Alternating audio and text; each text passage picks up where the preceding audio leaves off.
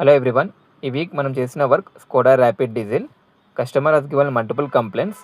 To solve all problems, we have taken complete this week. 1 lakh kilometer driven car. First complaint వచ్చేసి heavy noise through engine compartment. So after checking, we identified sound due to failure of alternator dynamo. So alternator కంప్లీట్గా dismantle చేసాం. Check చేస్తే all bearings and pulley కంప్లీట్గా damage అయినాయి. So complete new pulley and new బేరింగ్స్తోనే replace చేస్తున్నాం. So after replacing completely assembly చేసాం. Noise అనేది కంప్లీట్గా రెడ్యూస్ అయింది after replacing bearings and pulley. So కంప్లీట్గా యాజ్ ఇట్ ఈస్ అసెంబ్లీ చేసాం. అండ్ బెల్ట్ టెన్షనర్ కూడా రీప్లేస్ చేస్తున్నాం. ఇది న్యూ బెల్ట్ టెన్షనర్.